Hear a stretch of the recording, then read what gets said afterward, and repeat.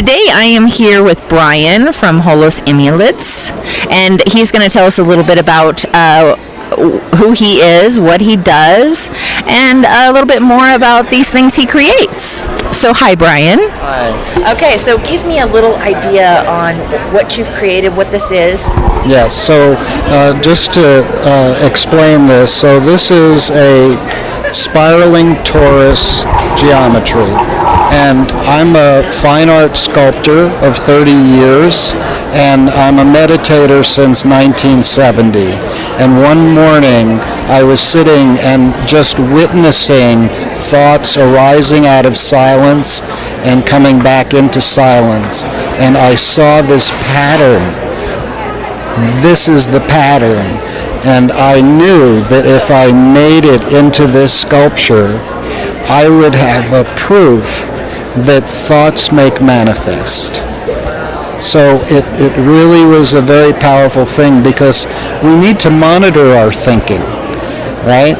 Because if we want to, contribute to the world the best way we can, we have to put aside negative thoughts, judgmental thoughts. And this revealed itself that it represented the diversity of humanity to me, because we are one humanity. And so it became a symbol for peace and unity, and I brought it into my community, and I said, let's be a city of peace based upon this design. And our city council issued a proclamation that we're an international city of peace. The city is Ojai, California, and we are the 99th city of peace.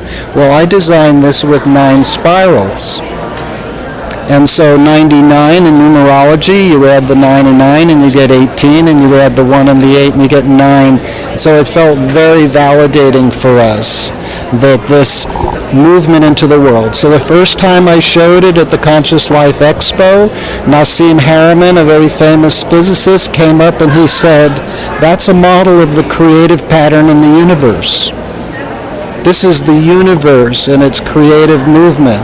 Just like the thought was coming up out of silence into form and then returning. And so this, for science, from math, from spirituality, and from healers. I mean, people walk by and they said, wow, what energy that has. So healers use it for clearing, helping clear their clients. People that own it use it as a meditation piece. And then I make these smaller ones. I make them in precious metals. This is in copper, because some people really like copper for themselves. And then I also make them in, this is metal printed.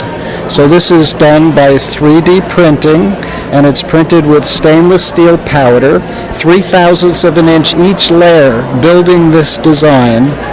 And then it goes into a furnace.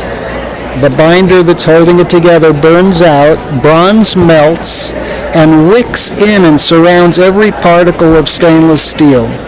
Wow. And then when they cool the furnace, it's a composite metal in this shape. It goes through 3 layers of abrasion, sanding to smooth it out, and then afterwards I either gold plate them, I antique bronze them, or the stainless bronze, which is the base metal, is also quite beautiful. And so now I've just expanded it into lots of products. I have a whole catalog here of all the products. I can't even open it. So I have a whole product line with many different designs. That is fabulous, and what a story. I mean, wow, that just came to you in silence, and then you had all of the people that confirmed for you that this was something very, very special. Yes. I've had mathematicians talk about the number 9 and its significance in the mathematical creation of the universe. I had a Shinto priest said that when he meditates, he goes to the time before the Big Bang, and he said this is the energy that's spiraling that created the birth of the duality, of the yin and yang, the creation. And my jaw would drop every time somebody would reveal something like that to me because I saw it as a sculpture. And I feel, and I've had people tell me here that do channeling, that I received this from some other dimension. And that I had the skills as a sculptor to bring it forward. Like I birthed this. You did birth that. And this is a fascinating story. I mean, wow. I mean, that's just, it's almost speechless because you've just described everything and so well. I mean, I don't even have a question. I am just like in awe looking at it. It's just a beautiful thing. There's no beginning or end to it.